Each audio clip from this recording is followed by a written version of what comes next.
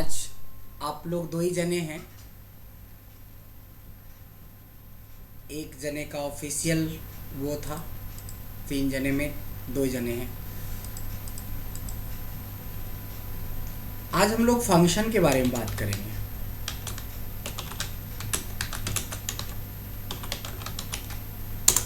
कुछ आइडिया है functions and formula के बारे में?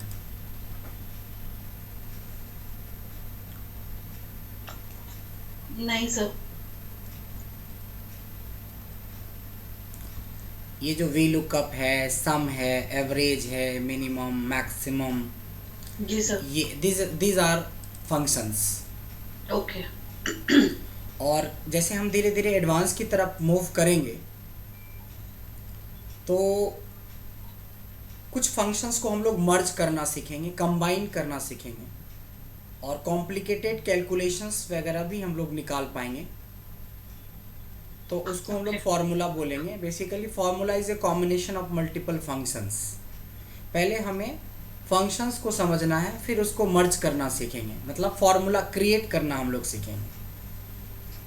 जो इनबिल्ड है तो वो तो सीखना ही सीखना है, बट हमें जब कोई एक डेटा मिलेगा उससे रिलेटेड कुछ ऐसी क्वेरीज आई जो डायरेक्ट हमारे फंक्शन से सॉल्व नहीं होंगे, तो वी कैन क्रिएट फार्मूला। वहाँ पे हो सकता है कि मल्टीपल फंक्शन को मर्ज करके लॉजिक क्रिएट कर सकते हैं। क्लियर है? जी सर। सो बेसिकली यहाँ पे हम लोग फंक्शन के बारे में बात कर रहे हैं। फॉर्मूला तो बाद में सीखेंगे। जैसे एक और छोटा सा एग्जांपल के तौर पे हम लोग देखना चाहेंगे। A to Z जो है ना, वो हमारा अल्फ़ाबेट्स है, कैरेक्टर्स है, और कैरेक्टर को मिलाने के बाद किसी वर्ड को बनाते हैं। जैसे हमने लिखा CAT, कैट। कैट एक वर्ड है, that is a combination of multiple characters. उसमें C, A और T तीनों मिला तब जाके वर्ड मिला। सेम उसी तरह से हम कई सारे फंक्शंस पढ़ेंगे, लेकिन जब हम कोई एनालिसिस करने जाएंगे और वहाँ पे डायरेक्ट हमारा कोई फंक्शन काम नहीं कर रहा है, लॉजिक नहीं सेट बैठ रहा है, तो हम लोग फार्मूला बनाना भी सीखेंगे। तो फिलहाल हम लोग बात कर रहे हैं फंक्शंस के बारे में। सबसे पहले हमें सीखना है कि जो फंक्शन है वो 2 तरीके का होता है। एक होता है विदाउट रेफरेंस। विदाउट रेफरेंस या विदाउट आर्गुमेंट भी इसको बोलते हैं। इसमें सिंटैक्स नहीं होता है। और दूसरा होता है विथ रेफरेंस या विथ आर्गुमेंट, इसमें सिंटैक्स होते हैं। फंक्शंस को 2 कैटेगरी में हमने बांटा। One is without reference, another is with reference. अच्छी बात यह है कि विदाउट रेफरेंस वाले बहुत कम फार्मूले होते हैं। हमने ओवरऑल ऐसे अंदाज से बता दिया कि सिर्फ 1% कैटेगरी ही विदाउट रेफरेंस वाले में से आएगा, और जितने भी 99% फंक्शंस हैं वो विथ रेफरेंस वाले होते हैं। कुछ एग्जाम्पल के जरिए समझने का कोशिश करें, और एग्जाम्पल बिल्कुल क्लियर ही है। विदाउट रेफरेंस में सिर्फ हम लोग अभी फ़िलहाल 6 ही फंक्शन पढ़ेंगे, और उससे आपको पता चल जाएगा कि विदाउट रेफरेंस क्या होता है और विथ रेफरेंस क्या होता है। कुछ फंक्शन का मैं नाम लिख रहा हूँ, जैसे टुडे है, नाउ है, रो है, कॉलम है, पाई है, रेंड है। ये याद रखिएगा, ये जो फंक्शंस हैं काफ़ी इम्पोर्टेंट फंक्शन हैं। इसमें से कुछ ऐसे फंक्शन जो हमारे काम के नहीं होंगे, मैं खुद उसको येलो कलर या दूसरा कलर डाल दिया करूँगा, बट ग्रीन वाला जो होगा वो हमारा बहुत इम्पोर्टेंट फंक्शन होगा। आगे चल के ये बहुत हमें काम देगा। ये 6 फंक्शंस की लिस्ट हमने बनाई है जो हमारा विदाउट रेफरेंस की कैटेगरी में है। अच्छा, इसको विदाउट रेफरेंस क्यों कहते हैं? अच्छा, किसी ने सम तो लगाया होगा। सम का यूज किया है आपने कभी? सम या किया है? सर जी। तो सम जब करते हैं तो बेसिकली इक्वल टू सम जब लगाते हैं तो ब्रैकेट ओपन करते हैं, फिर कुछ नंबर डालते हैं इसके अंदर, इसको ये सम करके रिटर्न देगा। जी सर। यानी ये दोनों ब्रैकेट के बीच में हमें कुछ ना कुछ देना ही पड़ेगा। That is why this is called with reference या विथ आर्गुमेंट। ओके। लेकिन ये जो फंक्शंस है ना, ये 6 फंक्शंस, इसमें कुछ आर्गुमेंट हमें देने की जरूरत नहीं है, कुछ रेफरेंसेस नहीं चाहिए। सिंपली आपको याद रखना पड़ेगा कि इससे ये होता है। जैसे टुडे टाइप करेंगे, टुडे से आज की तारीख आ जाती है। नाउ टाइप करेंगे, ब्रैकेट ओपन ब्रैकेट क्लोज कर देंगे, हमें कोई रेफरेंस देने की जरूरत नहीं है ब्रैकेट के बीच में। And you will get the current date as well as time. Row से क्या होता है कि जिस सेल में आप हो उस सेल का रो नंबर, एक्टिव सेल, ये जो हमारा एक्टिव सेल है, जिस सेल में हम टाइप कर रहे थे, उस सेल का रो नंबर बताता है। अगर हम लोग कॉलम की बात करें तो एक्टिव सेल का कॉलम नंबर बताता है। यहाँ पे याद रखेंगे, रो नंबर या कॉलम नंबर बताता है, ये दोनों फंक्शन। चूंकि 1 2 दिस इज 2, 1 2 3 4, ये 4 वर्टिकल चलेंगे तो रो होगा, हॉरिजॉन्टल चलेंगे तो कॉलम। तो रो हमारा रो नंबर दिखाता है करेंट सेल का, कॉलम कॉलम। अच्छा, एक एग्जांपल के तौर पे कि यहाँ पे अगर मैं रो लगाता हूँ तो करेंट सेल का रो नंबर का मतलब ये 10वें नंबर रो पे है हम लोग। अगर इसी सेल में हम लोग कॉलम लगा के देखते हैं तो कॉलम नंबर 8 कहलाएगा। 1 2 3 4 5 6 7 8। इन सब का यूज जैसे मिक्सिंग शुरू होगा, जैसे ही इंटरमीडिएट और एडवांस लेवल पे चलेंगे, वैसे आपको इसका बहुत ज़्यादा बेनिफिट देखने को मिलेगा। तो सबसे पहले हमने फंक्शंस को 2 कैटेगरी में बांटा, विदाउट रेफरेंस और विथ रेफरेंस। एग्जाम्पल के तौर पे आप इसमें से कोई भी एक एग्जाम्पल ले सकते हो कि टुडे है, और विथ रेफरेंस में सम है। तो विदाउट रेफरेंस में हमने 4 फंक्शंस कर लिए, 2 फंक्शन और है। पहला फंक्शन है पाई। पाई का मतलब होता है 22/7, जो मैथमेटिक्स में आपने 6th-7th में पढ़ा होगा। 22/7 पाई की वैल्यू। तो पाई की वैल्यू आ जाती है सीधा, यानी कि जो लोग इंजीनियरिंग फील्ड से हैं, जिनको मैथमेटिकल ऑपरेशंस क्रिएट करना होता है, उन लोगों के लिए इम्पॉर्टेंट है। हमारे लिए इम्पॉर्टेंट नहीं है। जो इम्पॉर्टेंट होगा हम ऑलरेडी उसको ग्रीन कर देंगे, बट कुछ ऐसे भी फंक्शंस हैं जो ज़रूरी है, सीख लेते हैं हम लोग, बट ग्रीन वाले को आपको याद रखना पड़ेगा। Come to rand. एक हमने रेंड बिटवीन फंक्शन पढ़ा था कल। रेंड बिटवीन फंक्शन से हम रैंडम डेटा जनरेट करते हैं, याद है ना? ये क्या लगता है आपको, विदाउट रेफरेंस है कि विथ रेफरेंस है? सर ये विद रेफरेंस है। विद रेफरेंस हो गया, इसलिए हुआ क्योंकि यहाँ भी तो हमें एक रेंज देनी होती है कि भाई 10 to 100 के बीच में मेरे को चाहिए कुछ जी नंबर। ड्रैग करेंगे तो कुछ नंबर, अदरवाइज एक सेल में तो दे ही देता है। कभी भी आप इसके बीच में नहीं देंगे कुछ तो देखिए एरर आ जाएगा। सम करते समय आपने कुछ दिया ही नहीं और एंटर डाल दिया, एरर आ जाएगा। यानी विदाउट रेफरेंस और विथ रेफरेंस में थोड़ा सा तो समझ आ ही गया होगा कि बेसिकली क्या है। थोड़ा सा विथ रेफरेंस को अब समझते हैं, क्योंकि अब के बाद जितना भी पढ़ेंगे वो हमारी विथ रेफरेंस कैटेगरी। यहाँ रेफरेंस का क्या मतलब होता है?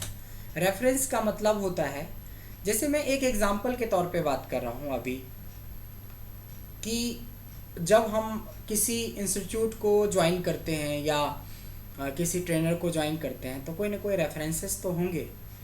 जैसे आप दोनों जो हैं ऑनलाइन इंक्वायरी किया था और हमारी काउंसलर शायद बात करा और फिर आपने ज्वाइन किया अच्छे डेमो के बाद, या एक सेटिस्फेक्शन हुआ कि नहीं we can learn from here, नहीं। तो हमारे लिए ना एक रिकॉर्ड मेंटेन होती है कि हमारे पास जो एडमिशन्स में किस रेफरेंस से हुआ। तो आप दोनों जने का ऑनलाइन आ जाएगा कि ऑनलाइन इन्होंने एक इंक्वायरी करी थी जिसके थ्रू हमने डन करा था। अब आपको कुछ स्टूडेंट ऐसे मिलेंगे जो पढ़ चुका है पहले, उन्होंने बताया कि अरे ब्रजेश सर बहुत अच्छा पढ़ाते हैं, आंख बंद करके ज्वाइन कर सकते हो। तो ब्रजेश सर ने उस पर तो कोई खर्चे नहीं किए ना, आपकी ऑनलाइन आप तक जुड़ने के लिए हमने खर्चे किए। मेरा काउंसलर काम कर रही है उस चीज़ के लिए, आपसे डेली फॉलोअप कर रही है, ये वो बहुत सारी है।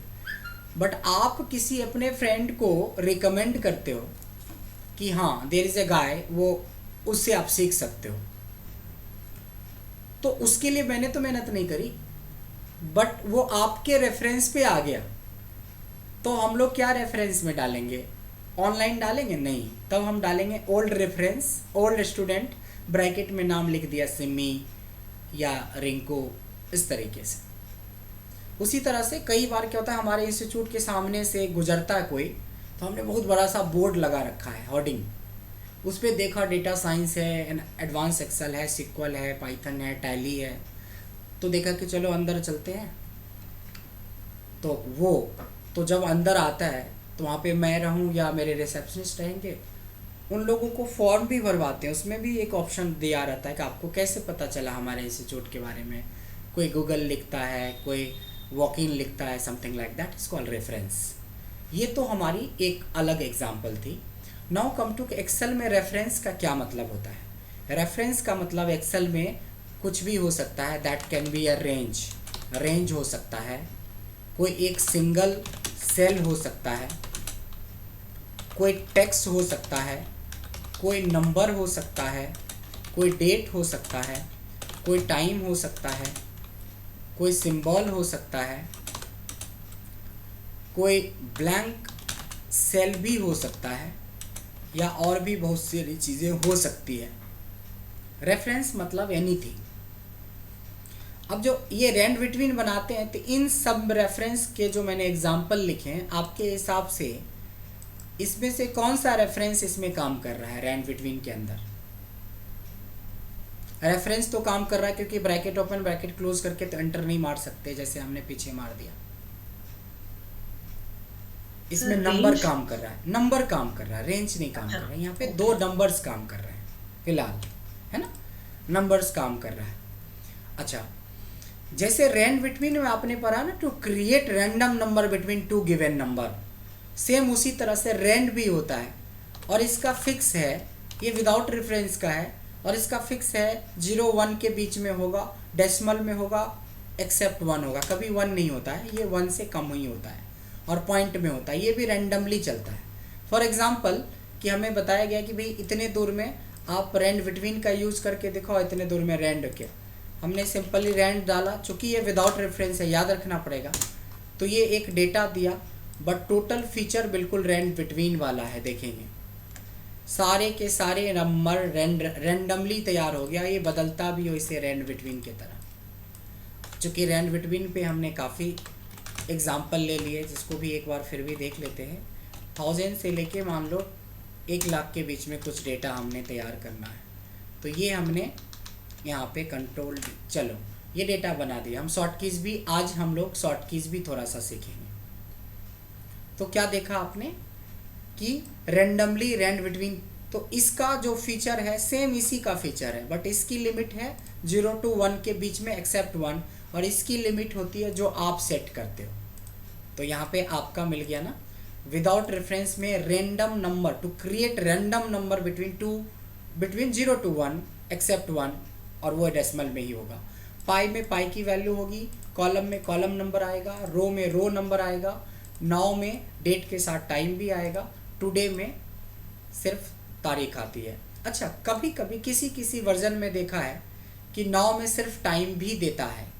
अब वो कौन सा वर्जन है, मैक में है, क्या है, नहीं है, वो आपको अपनी R&D करनी पड़ेगी आपको। बट कहीं कहीं किसी ने दिखाया कि सर मेरे सिस्टम में सिर्फ डेट ही आती है, सॉरी नंबर टाइम ही आती है, तो that can be happen. But commonly 99.9% आपको नाउ में, चाहे आप 7 यूज़ करो, 13 यूज़ करो, 16 यूज़ करो, 10 यूज़ करो, 19, ये मैं 19 यूज़ कर रहा हूँ सबसे लेटेस्ट वन, तो कोई भी यूज़ कर लेंगे आप, यही आता है, तो मैं उसी को फॉलो कर रहा हूँ। तो विदाउट रेफरेंस में 6 फंक्शंस थे, और विथ रेफरेंस में अभी हमने फ़िलहाल 1 फंक्शन पढ़ा। अब हम कुछ इस तरह से टारगेट करके सीखेंगे। जैसे मैं कुछ एग्जाम्पल आपको रेंज के ऊपर देना चाहता हूँ। रेंज का मतलब आपने सीखा था ना कि रेंज का मतलब होता है मोर देन वन सेल, एक सेल से ज़्यादा, यानी कि एक डेटा की के बारे में बात कर रहे हो आप। जैसे एक डेटा है जिसके ऊपर हेडिंग में सब्जेक्ट लिखा हुआ है और इधर मार्क्स लिखा हुआ है, इधर सैलरी लिखी हुई है, या मार्क्स के बजाय यहाँ पे परफॉर्मेंस लिख देते हैं। एक डेटा हमने बनाया जिसमें 3 चीज़ें मैं कुछ भी मेंशन कर सकता हूँ। यहाँ पे हो गया नेम, परफॉर्मेंस एंड सैलरी। हमने नेम में 2 3 4 नाम लिख दिए।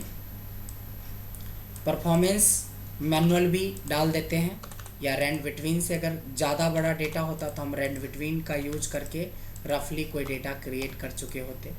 सैलरी में मैं रैंड बिटवीन का यूज कर लेता हूँ कि 10,000 से लेके मान लो 1 लाख के बीच में कोई भी सैलरी आपने यहाँ पे डाल दी है। इसको फ्रीज भी कर लेते हैं पेस्ट स्पेशल से। ये हमारा एक छोटा सा डेटा तैयार हो गया।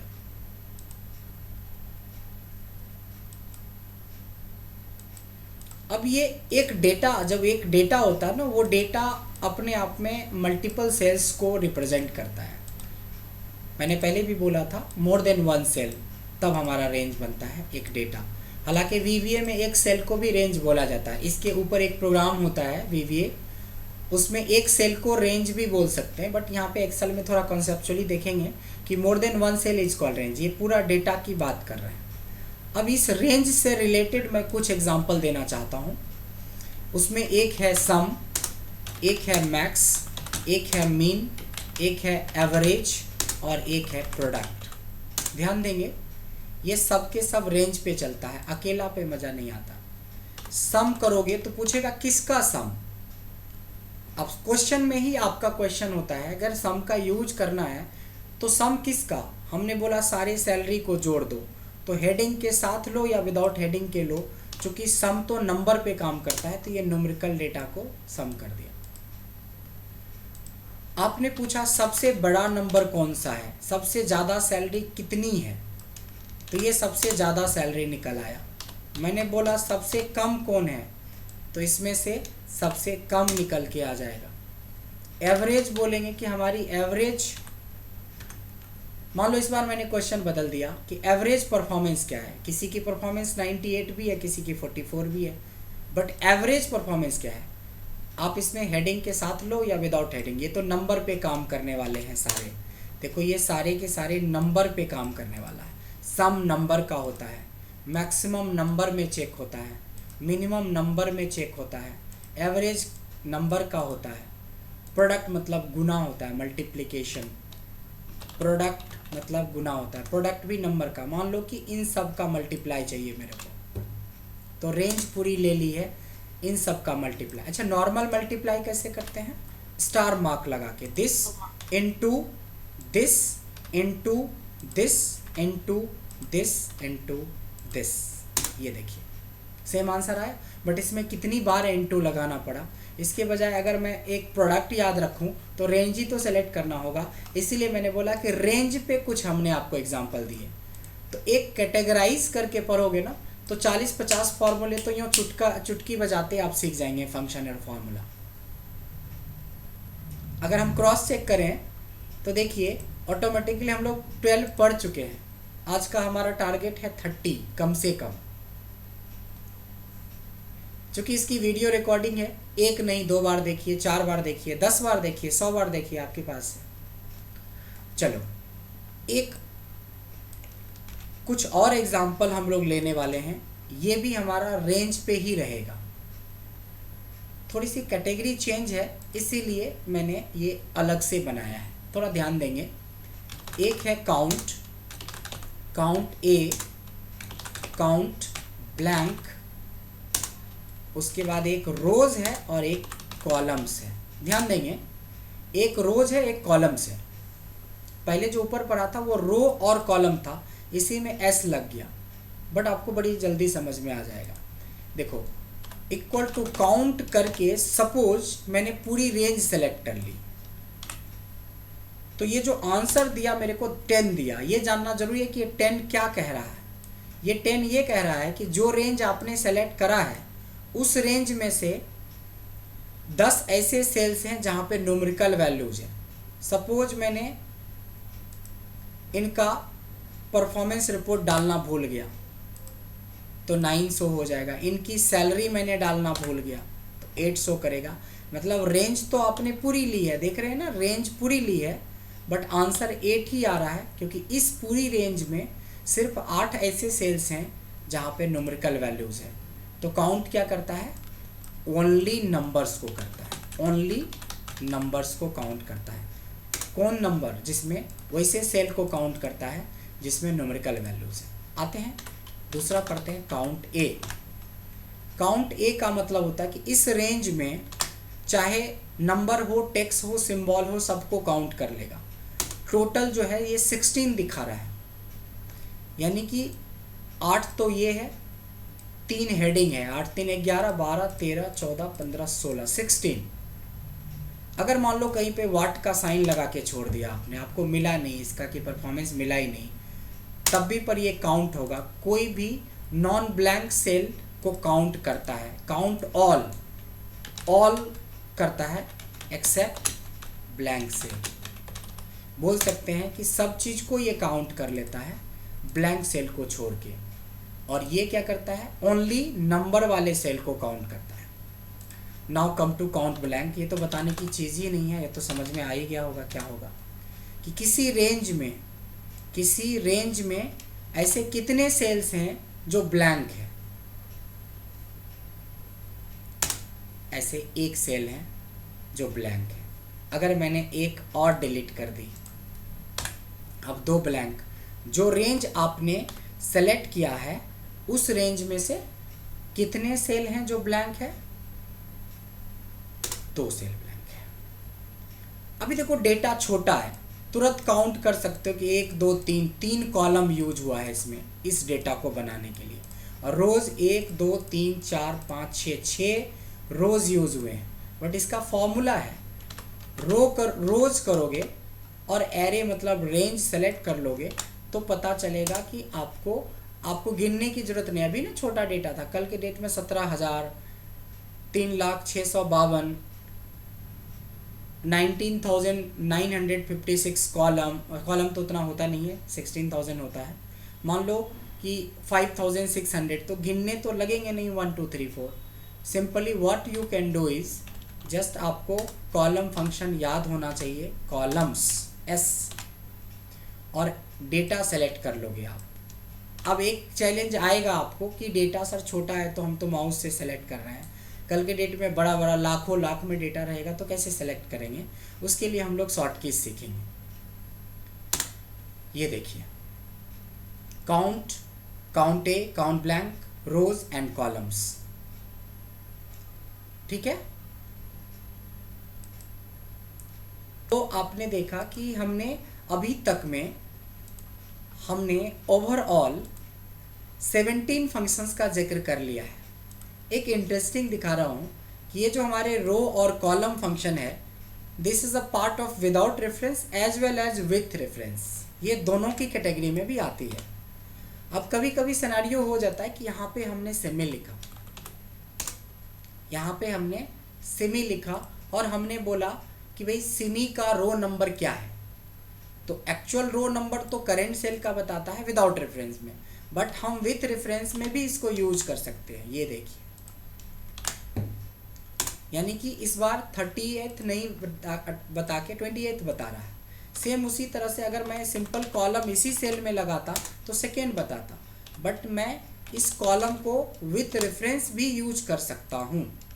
रेफरेंस में यूज करेंगे तो सिमी, जिस सेल के बारे में आप पूछ रहे हो उस सेल के बारे में ये बता रहा है।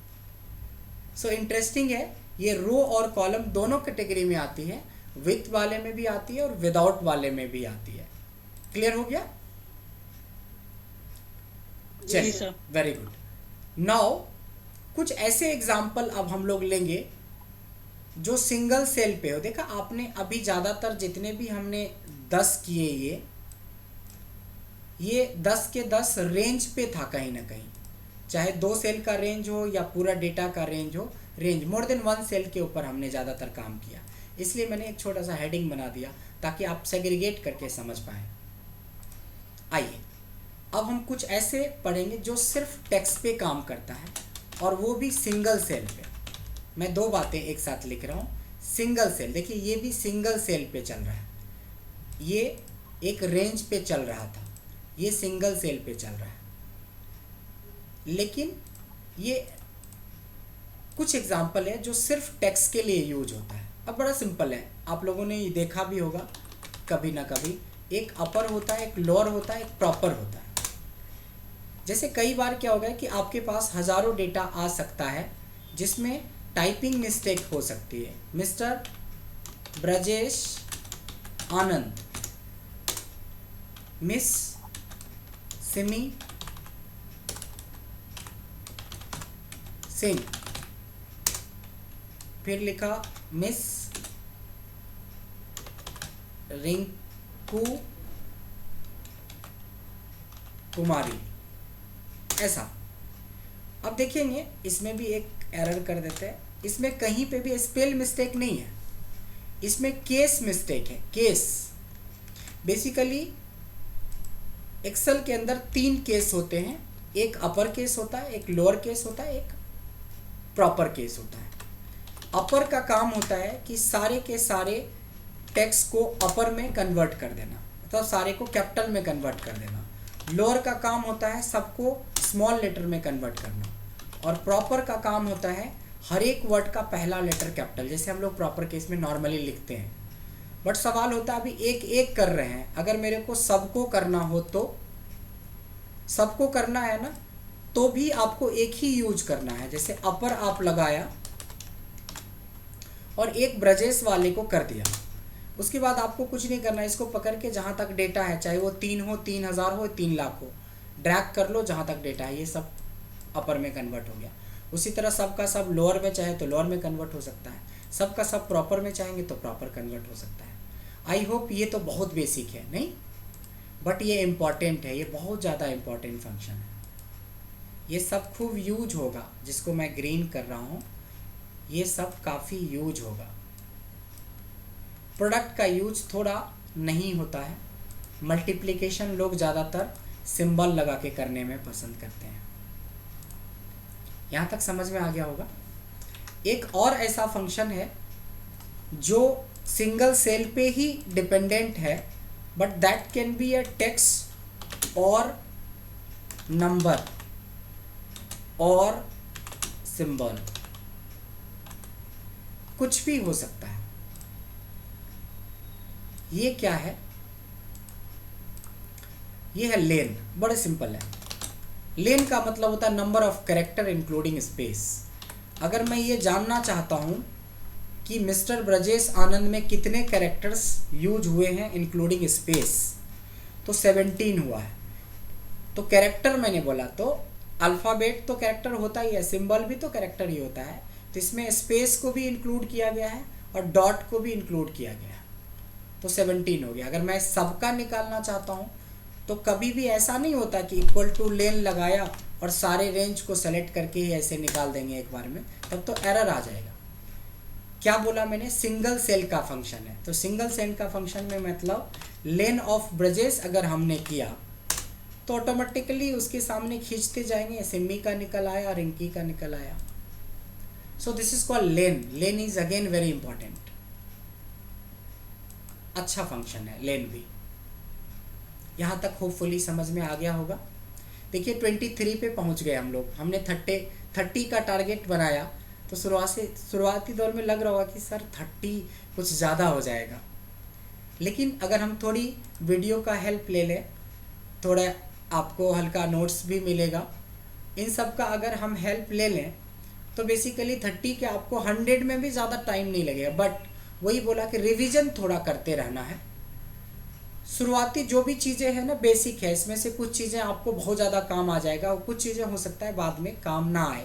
तो अपने आप आपको लगेगा कि जो चीज़ों के ऊपर ज़्यादा वर्क करना उसको याद रखना है, और जो लगेगा कि ज़्यादा काम का नहीं लग रहा तो उसको स्किप भी करते चलेंगे। बट एज ए सिलेबस मैं पूरा करवाऊँगा आपको। कोई दिक्कत यहाँ तक?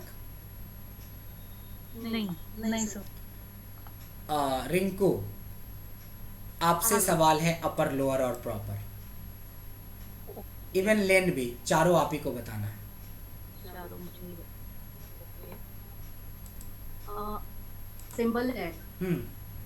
वो सिंगल सेल में ही होता है, सो कितने उसमें कैरेक्टर, कैरेक्टर्स, शॉर्ट, कुछ भी अल्फाबेट्स हो सकता है, सिंबल्स हो सकता है, नंबर भी हो सकता है, इंक्लूडिंग स्पेस हम काउंट कर सकते सब हैं। कुछ, चाहे उसमें स्पेस हो, नंबर्स हो, सिंबल्स हो, सबको काउंट कर लेगा कि बेसिकली कितने कैरेक्टर्स यूज में। जैसे ब्रजेश 1 2 3 आनंद ऐसा रख दिया, हाँ। तो ये और 3 और बढ़ गया 4, क्योंकि एक स्पेस 3 बढ़ा, सॉरी।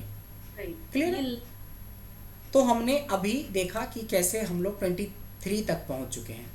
एक बार एक फंक्शन होता है जो बड़ा कॉमन है और बड़ा इंटरेस्टिंग भी है, that is called trim.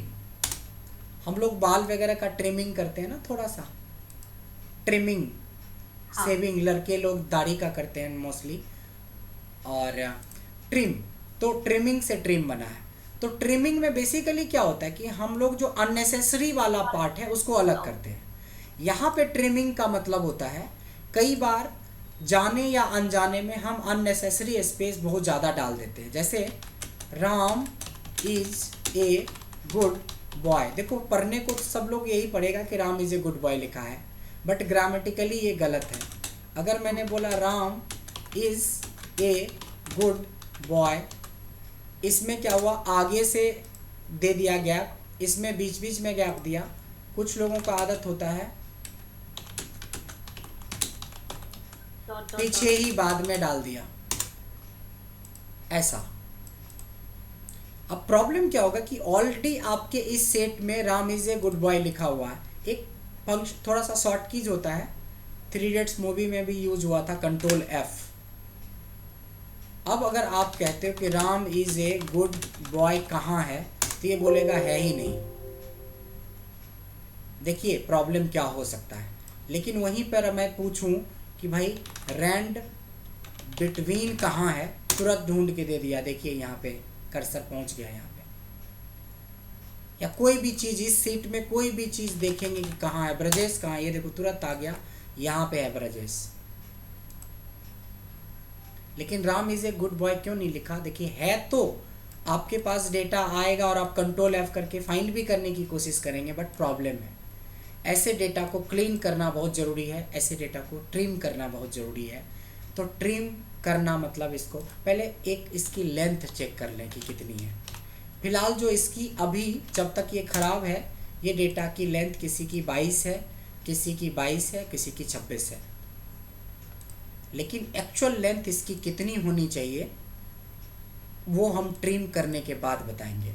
Equal to trim लगाया मैंने, पहले वाले को लगाया तो हम नीचे खींचेंगे तो तीनों का उसके सामने आ जाएगा। अगर यहाँ के बजाय हम यहाँ रखें या इसी को नीचे कर दें ज़्यादा सही रहेगा, सामने सामने नज़र आएगा कि बिल्कुल सही है। ऐसा ये हुआ विदाउट ट्रिम में डेटा, ये हुआ ट्रिम करने के बाद। इसकी अगर आप लेंथ चेक करते हो, देखो शुरू हो गया, पीछे का फंक्शन का यूज़ शुरू हो गया।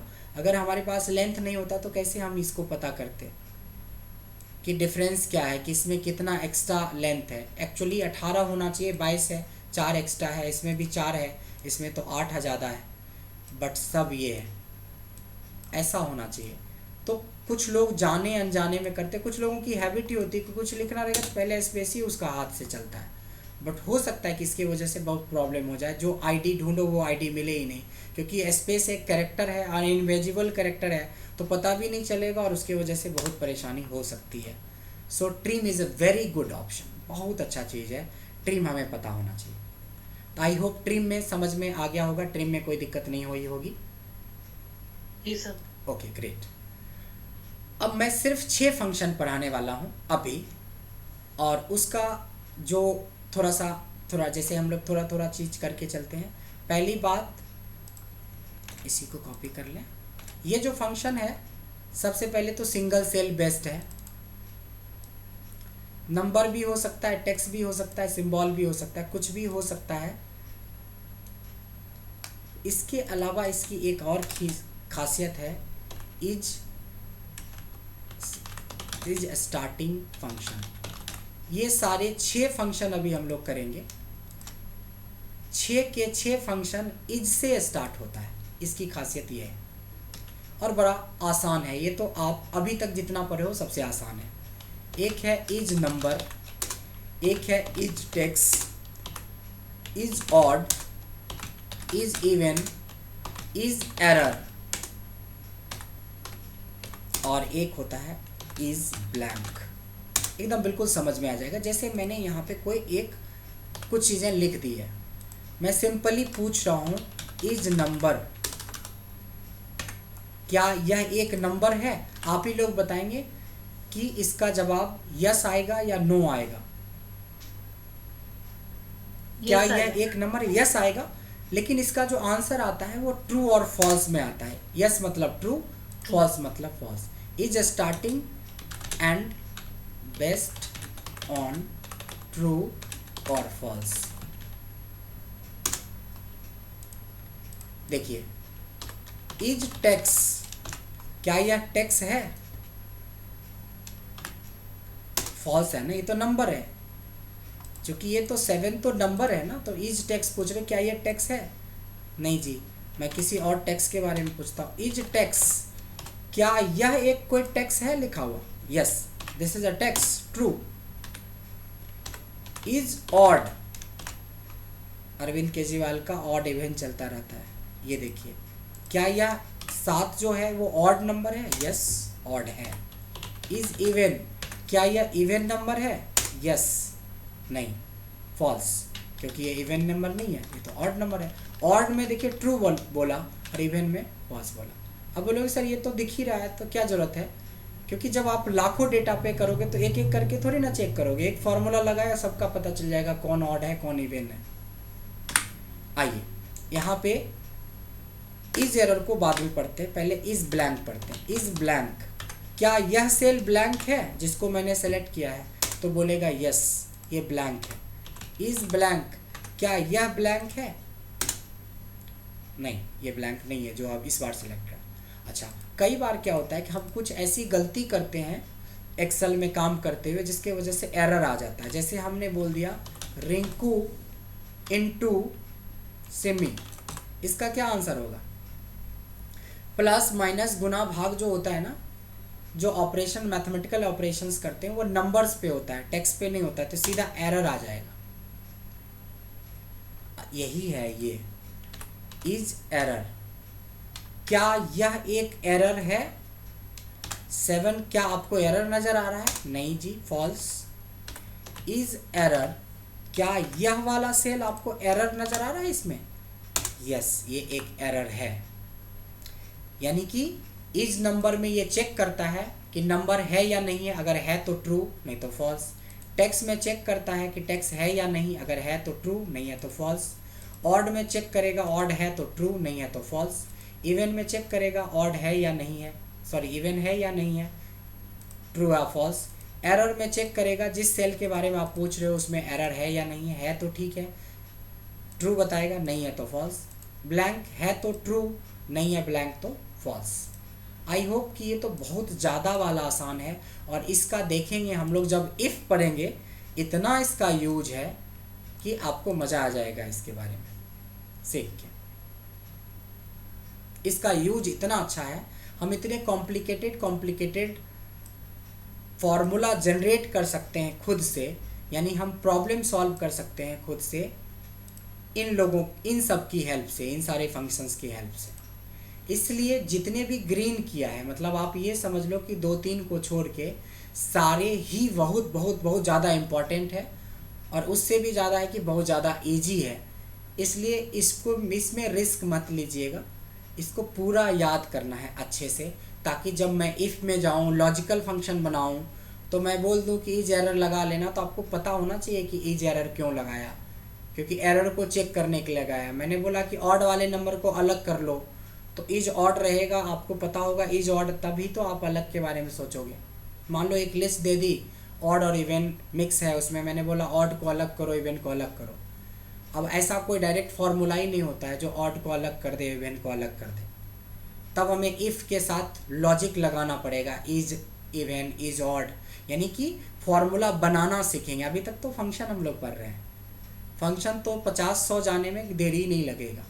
सवाल उठता है इस फंक्शन को थोड़ा सा रिकॉल करके माइंड में रखना, तब आपको बहुत बहुत बहुत ज़्यादा मज़ा आएगा इफ़ वगैरह पढ़ेंगे, जब एडवांस पढ़ेंगे। तो यहाँ तक समझ में आया? जी सर। तो इसकी प्रॉपर रिकॉर्डिंग हुई है, तो आप इसको देखिए